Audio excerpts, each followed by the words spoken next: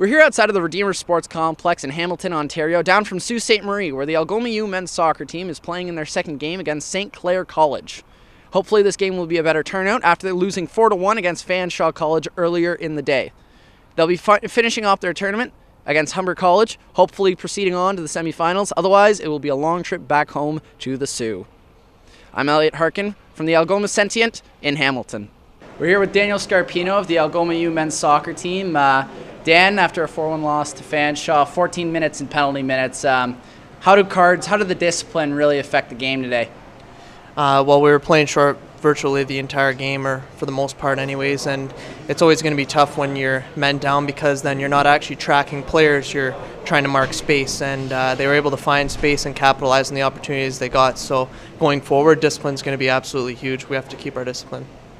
The skill set didn't seem that much different between the two U teams. It would have been you could easily say it would have been a lot different if the cards didn't go that way, if the discipline stayed the same. How do you feel the team matches up skill-wise against all the rest of the teams moving forward with 2 more games left in the tournament? Well, we've gotten some minor scouting reports on them, so we know what their tendencies are for the most part. But I think that we're going to match up skill-wise fine. But again, it's just about keeping that discipline, playing very, very simple soccer, and playing it safe as well. So if we can just play our game and stay disciplined, I think matching up skill-wise, it shouldn't be a problem. You've got to win this one. They're a physical side, so let's just move the ball quick, okay? We need to move that ball a lot quicker, and the player with the ball needs outlets. He needs someone to pass to.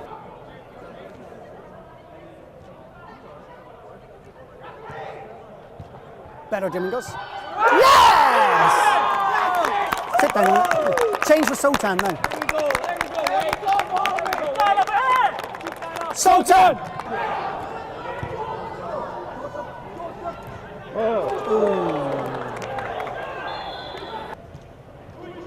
Oh.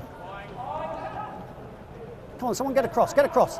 Get across, Simsy, get across. Oh, man.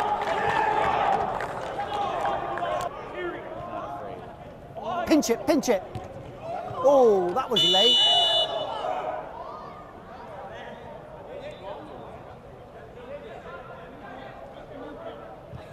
What's he done? What did he say? New card. Is that what he said? Down.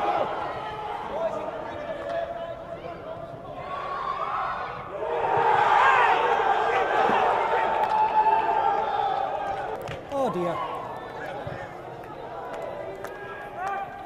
Unlucky, guys.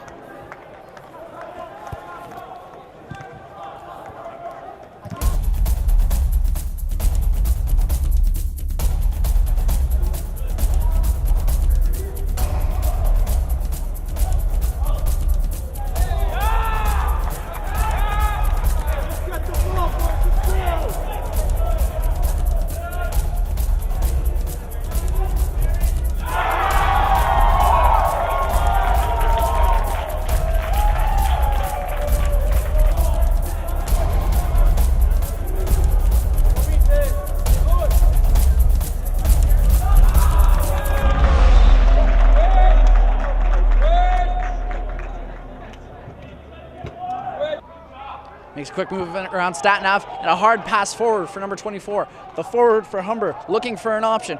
Makes quick several moves. Passes it over, finds an opening. Taken away by Carl. Weiss looking up, finds Statnav on a breakaway. And he just misses just by inches. Just like that, that is the best chance Algoma has had for a goal in this second half and probably the entire game. Taken away by Sims, and they're coming in on a 2-on-1. Scarpino making a quick move. Scores! Daniel Scarpino, the Algoma U captain. The single strike for the team this game. Unfortunately, it looks a little too late, but always good to show a bit of spirit against these other teams. Humber with the ball again. In the Algoma end, makes a quick play to the middle. Little touches, feigns, great save by Dan. He has been all over the place. He is definitely Algoma's first star of the day. Dan once again looking for an option. Finds Sims on the side, plays it up to Montez de Oca. Looking for an option, he finds Satnav. Satnav on a break, shoots, scores! Joseph Satnav, 2 goals. The score 8-2.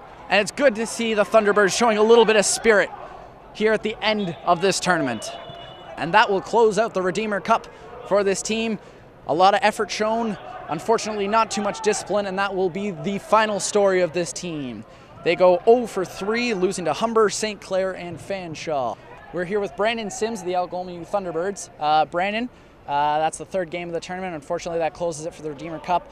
Talk about what it's been like to come down here, a 10-hour bus ride from Sault Ste. Marie down to Hamilton, and how much fun did you guys have in this tournament?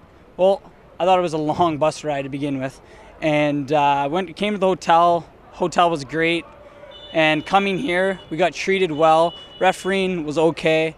The boys played very well. We stuck it into the end, and we just didn't get results. All right. Dan, clearly this game wasn't your fault. You looked fantastic out there. Speak to how you felt inside of the net, and how you feel that the team can improve in front of you. Well, first of all, I think that we played a great tournament. Like, we had our weak moments. Obviously, if you get 8 goals, then it's not the best game, but that's the best team in the country. And I think that the most important part is that we stuck together as a team, and well, yeah, everybody did their best. Neil, after the Redeemer Cup, after all 3 games, what are your feelings about coming down to Hamilton in this whole tournament? What do you want the boys to get away from all this? Well, it's been a big learning curve, as the results shown there. What I want the boys to get from it is that they need to raise their level of game.